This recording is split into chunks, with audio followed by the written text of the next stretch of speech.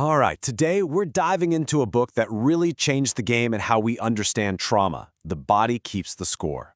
The core argument is pretty revolutionary. It suggests that our deepest wounds aren't just memories we think about, but are actually stored physically inside our bodies, shaping our lives in ways we might not even realize. And this is the central idea, right? Trauma isn't a neat little story with a beginning, middle, and end that we can just file away. It's stored in fragments. A sudden flash of an image, the echo of a sound, that tight knot in your stomach. And because of that, just talking about it often isn't enough to really heal it. So, that leaves us with this huge question. If you can't just talk your way out of trauma, what's left? What do? Well, the answer, as we're about to see, means we have to go beyond just words and listen to the body itself. To really get the solution, we first have to wrap our heads around the problem. See, trauma isn't just remembering something bad that happened. For your body, it's like that bad thing never stopped happening. It's happening over and over again. Let me tell you a story from the book that just makes this crystal clear. It's about a woman named Marcia.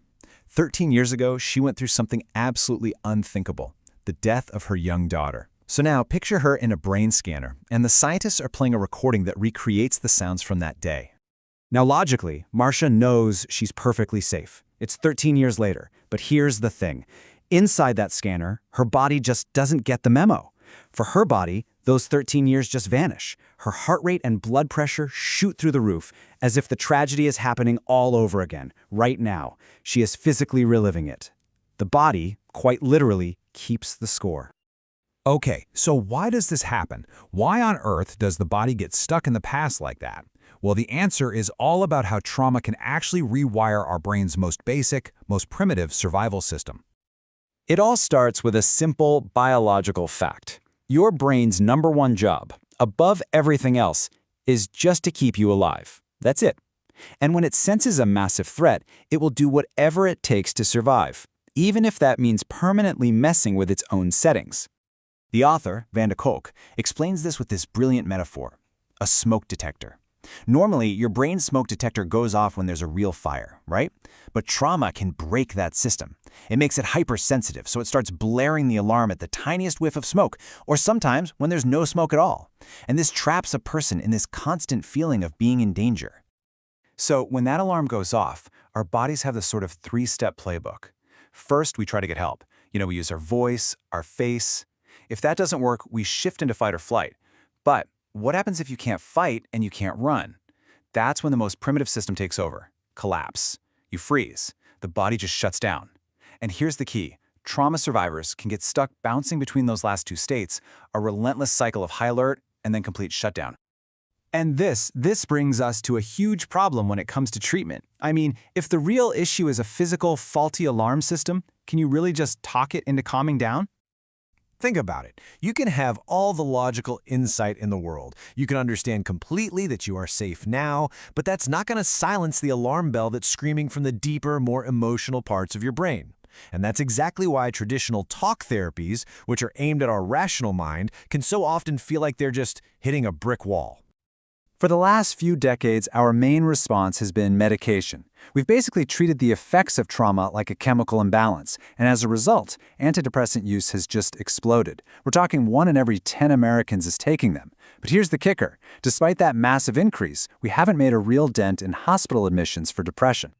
Now, the book argues that while medication can absolutely be a lifesaver in a crisis, it often comes with a pretty big downside. It can kind of numb everything out, blunt the pain, but it doesn't actually fix the root problem, that haywire physiology. It's like turning down the volume on the fire alarm, but never actually fixing the faulty wiring. So, if words aren't the whole story and pills aren't the complete answer, where do we go? This is where the book offers a really hopeful shift in thinking. It's not about silencing the body, but about finally learning how to work with it.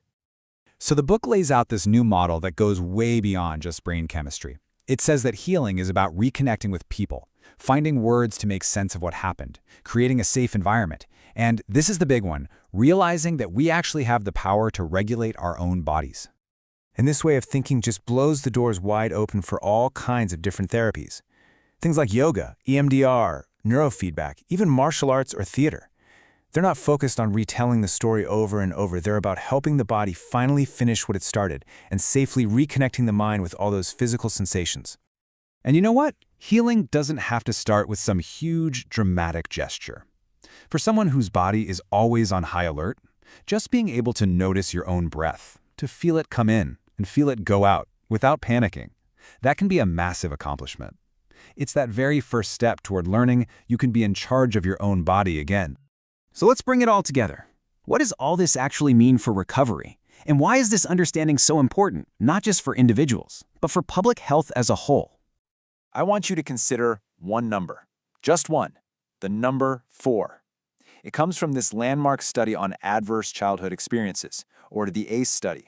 Basically, they asked people about different kinds of trauma in their childhood, and for every yes, they got 1 point on their ACE score. And here's why that score matters so much.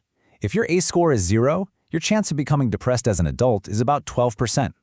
But if your score is 4 or more, for women, that risk jumps to a staggering 66%. For men, 35%. This shows us that trauma isn't some personal failing. It's a predictable public health crisis. So in the end, recovery isn't about trying to forget the past. It's about changing your relationship to it. It's about learning, maybe for the first time, how to feel safe in your own skin, right here, right now.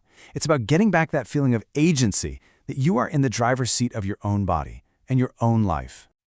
There's this fantastic quote in the book from a body therapist named Moshe Feldenkrais, and it just nails it. You can't do what you want till you know what you're doing.